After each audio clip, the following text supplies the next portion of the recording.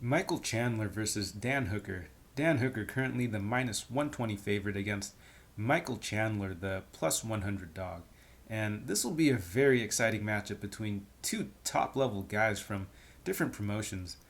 Chandler's coming over from Bellator, where he was the former lightweight champ. Admittedly, though, he is a bit past his prime, but still is a pretty good fighter. His athleticism is still there.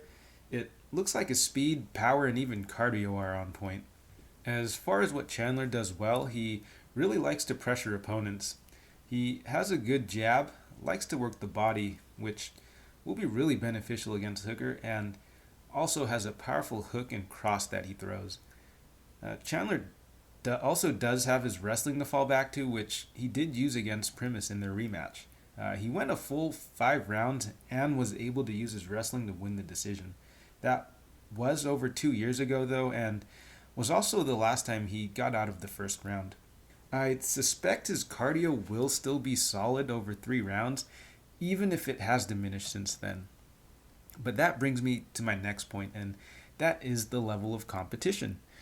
Primus did not have good takedown defense or get ups, and didn't really do much off his back and offer much resistance in the grappling at all. That aside, though, he's beating guys like Sidney Outlaw and Brandon Gertz, who may actually be porn stars.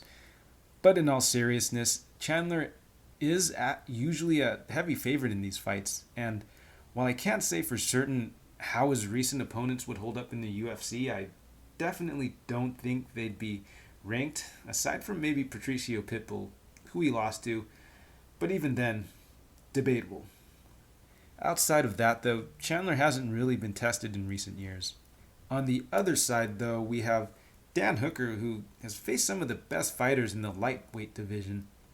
He's beaten guys like Gilbert Burns, James Vick, Al Iaquinta, and Paul Felder, arguably, and gave a good account of himself against Barboza and Poirier. And as far as skill set goes, Hooker is a very good striker. He has a nice jab, cross, and leg kick, and he'll also like to throw elbows and knees up the middles too. And like a lot of the city kickboxing guys, he uses feints really well. He'll also have a considerable height and reach advantage in this fight. I do have some concerns for Hooker, though, the biggest one being his tendency to brawl.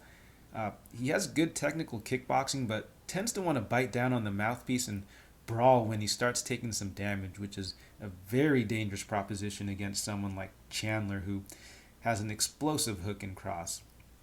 Hooker gets a little too reliant on his durability in these situations, and it'll only be a matter of time before it catches up with him. The other concern is his cardio, but I don't think that'll be too big of an issue since this will only be a 3 round fight. I mean, Hooker is an absolute beast for 2.5 rounds before his cardio just goes to shit. Luckily, though, he'll only need to stall for about 2.5 minutes to win the decision. Outside of that, though, I think Hooker has the physical and technical advantage on the feet. I think he's a pretty bad stylistic matchup for Chandler. Chandler tends to stand heavy on his lead leg, leaving it open to leg kicks, which Hooker actually loves to throw. And Chandler has struggled with leg kicks before. Hooker will also look to throw jabs and feints, which I think will freeze Chandler up a bit. All in all, I just think that Chandler will have a tough time closing the distance on Hooker here. So I don't think minus 120 is a bad price to pay for Hooker, who I believe will have a pretty clear advantage on the feet. And even if he gets in those brawls and exchanges, I still don't think it's that bad of a price. I mean, his chin has held up so far. He's taken the best shots from Poirier, Felder, and James Vick, who are all hard hitters, and it took Barboza body shots to get him out of there. So at minus 120, I think we're effectively betting on how cast iron Dan is, which is not a terrible bet. And that is assuming he's gonna engage in those exchanges, get caught, and dropped. He's coming from a pretty solid camp in city kickboxing, and Eugene Behrman, in my opinion, is one of the best coaches in the game. I'm sure that's something they've addressed and are hopefully working on. Something to consider as well, Chandler isn't even the most layered striker Hooker's fought. I'm sure for what I consider a really tactical gym in city kickboxing, that game planning for Chandler striking was probably a lot easier than someone like Poirier or Felder. But not to say, he should be overlooked or anything. The threat of the takedown will probably change the dynamic a bit in this matchup, even though Hooker does have great takedown defense.